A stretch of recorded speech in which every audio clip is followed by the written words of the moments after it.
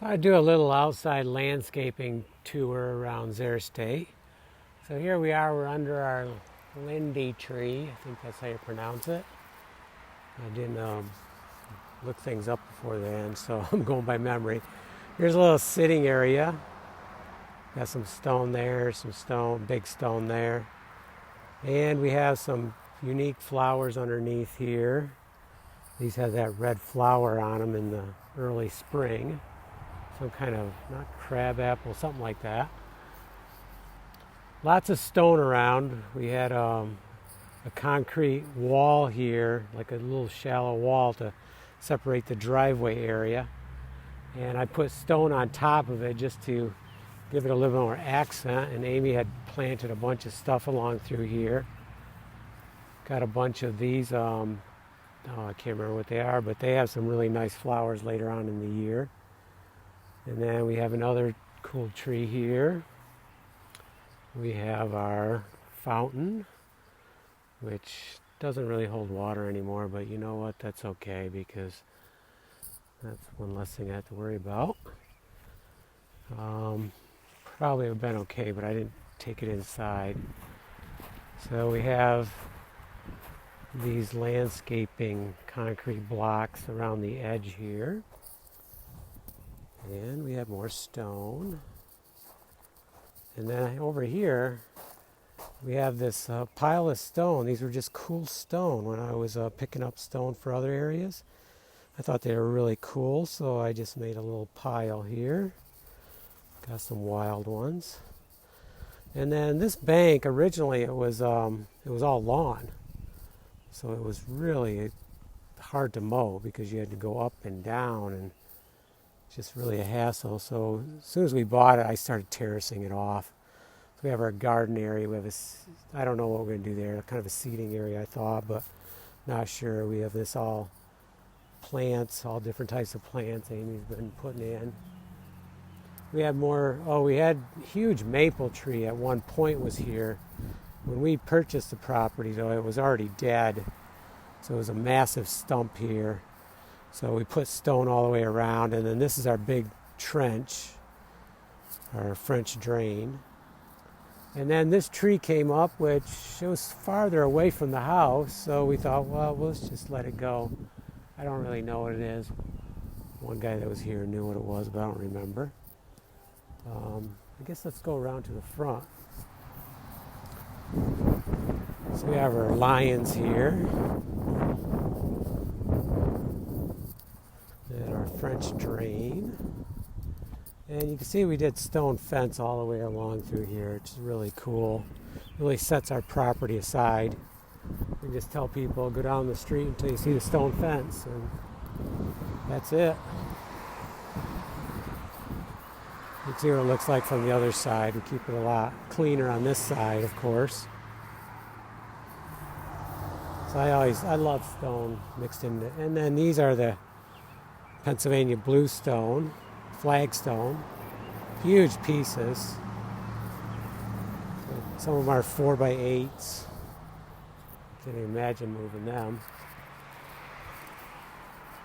And we have our French drain around the front. The front seems to be holding up, but let's stick to the landscaping. Here, one day I had some extra stone, so I started piling them here. Turns out it's actually not a bad spot because when the roof comes off, it'll overshoot that roof coming off the big one and land right there in that divot. So it might actually help stop some splashback. So I think actually I'm going to leave them there. And then we did some stone here too. So you can see the common theme of stone and plants. And then this walkway used to go straight up to the door there. But I need to get around here with lifts, so we ended up converting it over to here, little walkway, and then the steps will be over there next to the building going up narrow. But see the hostas are doing great, different types of hosta. We got a big hosta. I like to mix in pile of stone here and there, all different types of stone. And then it's kind of cool how the plants go over the stones. And you can see here we trimmed this tree because they had a lot of dead branches all the way down to the ground. So I got my lift over here and just started trimming right up through I'll come over here so you can see further. Far as I could go with our, I think it was our small lift I had at the time. Could have went higher with a big lift, but actually the tree doesn't look so healthy up there. I didn't realize that. It's looking kind of dead. So I'm not sure. It's not so good. I might be taking that one out eventually. But anyways, this really cool crawling vine went up through. Maybe it's, I don't know what it is. And then the other thing that's happening is the big tree is coming right through. So it's kind of cool. I hope the tree doesn't die, but it really doesn't look the healthiest now that I look at it. So here's our monster copper European beech. Any landscaping tour around here has to include that. And we had some stone, did some stone benches, and we had to repair these steps here. Still not perfect, but you know, these are old. Right in here we had found some cobblestone right in this where the leaves are, they're covering them up. So I don't know if it was a cobblestone parking area or a cobblestone sidewalk at one point, but that was really cool. So we kept it, well, it was exposed, but right now it's covered up with leaves. So we love the ferns. Ferns are really, they're a little hard to get going, but once you get them going, they really can take off. And then we have this crawling plant here, I don't know, something like that. That, there wasn't really much here. Originally when we purchased the property, this was just dirt. Underneath this big tree, all dirt, nothing growing.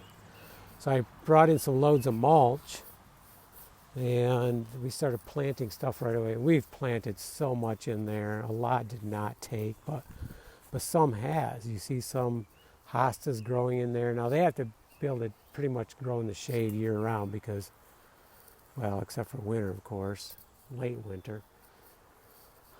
So a little tree coming along here and more stone work. And you can see how the vines go around the stone. They're really cool.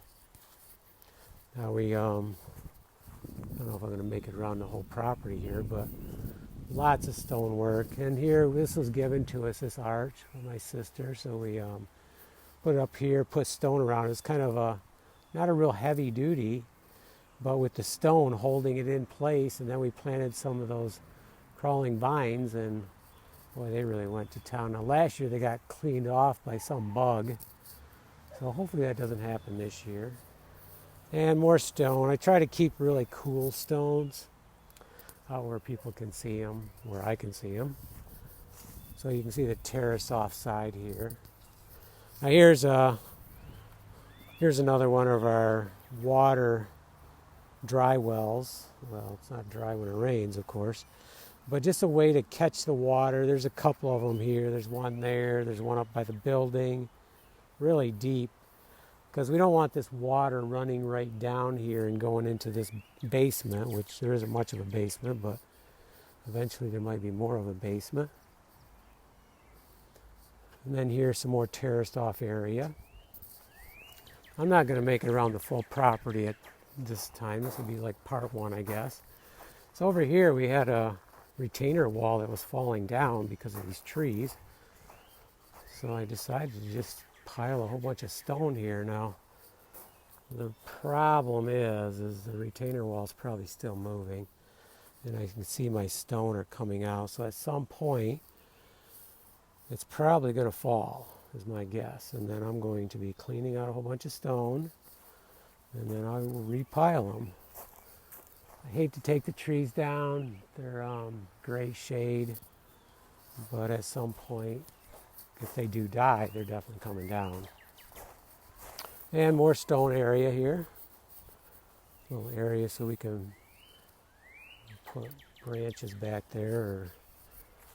And then here we have a new concept we're trying. So we're trying this wrought iron, I guess you would call it. Some of it's wrought iron, some of it's, I wouldn't really consider it that, but pretty heavy duty fencing, which we picked up.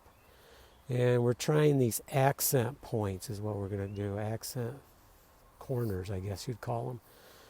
So we're going to try that in a few spots, and we're leveling it up with some granite, scraps of granite, because I have access to it. Here's some ferns which are doing amazing.